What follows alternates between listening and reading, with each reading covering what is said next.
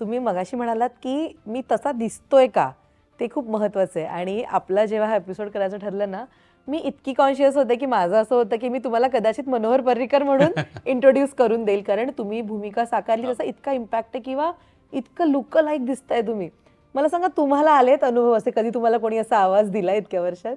मला गोव्यातच एकदा अनुभव आला. गोव्यात एका व्याख्यानाच्या निमित्ताने मी म्हापशाला गेलो होतो आणि म्हापशाला जिथे मी राहत होतो तिथं ज्यांनी जे आयोजक होते त्यांच्या मागच्या बाजूला घर होतं. सो मी हॉटेलवरनं त्यांच्या घरापर्यंत चालत गेलो, जेवण बिवण करून मी परत येत होतो. तर ती ना अशी एक थोडीशी अरुंद गल्ली होती आणि त्या गल्लीतनं आलो की आपण मेन रोडला येतो आणि तिथनंच समोर माझं हॉटेल होतं. असं तो जो मेन याचा जो चौक आहे मेन म्हापशामधला, त्या चौकामधल्या ह्याच्यामध्ये. तर मी असा चालत चालत चालत माझ्या याच्यातच चाललेलो असताना एक माणूस क्रॉस झाला आणि त्यांनी असं थांबवलं मला आणि कसा असा, बरा आहेस ना, असं ते त्यांच्या त्या. तर मी हो बरा आहे म्हणले. हां बरा असा, हां बरं, काळजी घ्या तब्येतीची. आणि मी गेलो.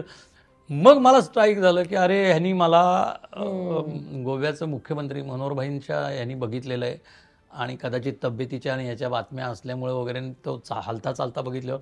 पण त्यांनी ज्या काय म्हणतो आपण असं रोजचा परिचय असल्यासारखं ज्या पद्धतीने हे केलं, एका अनोळखी व्यक्तीने सुद्धा ओळख असल्यासारखं, तर तो एक खूप माझ्यावरती म्हणजे ती एक आठवण आहे.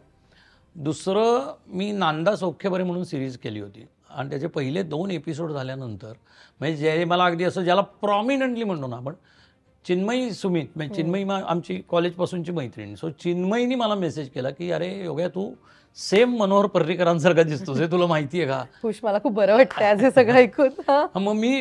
मग म्हटलं हो अगं, ते जरा साधारण केस थोडेसे वाढले आणि हे झालं की मी दिसतो असं मलाही माहिती आहे, म्हणलं जाणवत आहे. त्याच्यानंतर तो सिनेमा आला, म्हणजे त्याच्या आधी तिने दिलेली रिएक्शन होती ही.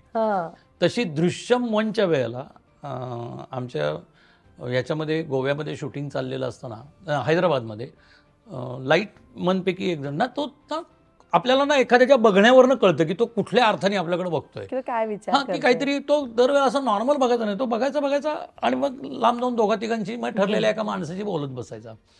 आणि मग शेवटी रॅपअपच्या 2 दिवस आधी त्यांनी अजय देवगणांचा जो मेकअप मॅन आहे त्यांचा पर्सनल, तो मराठी आहे, त्यामुळे तो आमच्या गँगमध्ये बऱ्यापैकी गप्पा मारत असायचा. सो त्याला गाठलं की हा माणूस गोव्याच्या मुख्यमंत्र्यांचा धाकटा भाऊ आहे का, विचार म्हणले त्याला. तिथे मला म्हणजे ह्या 2-3 गोष्टींमुळे मला पहिल्यांदा कळलं की लोकांना असं वाटतंय. तोपर्यंत मला कधीच असं वाटलं नव्हतं. नाही, मला कधीच नव्हतं वाटलं, पण ह्या 2-3 इन्सिडेंट नंतर वाटायला लागलं. आणि अजूनही माझं असं म्हणणं आहे की काही एका विशिष्ट त्यांचा जसा भांग आहे तशा भांगा इतके केस वाढले की मी बऱ्यापैकी तसा दिसतो. अन्यथा नॉर्मल माझा जसा आहे तसंच मी दिसत असतो. पण कदाचित ते केसांची ठेवण तशी असावी. तुम्ही जर फीचर वाईज विचार केला तर मी अजिबात त्यांच्यासारखा नाही आहे, पण त्या मिशीची ठेवण आणि केसांच्या भांगाची ठेवण आली की मी तसा एक हे होतो.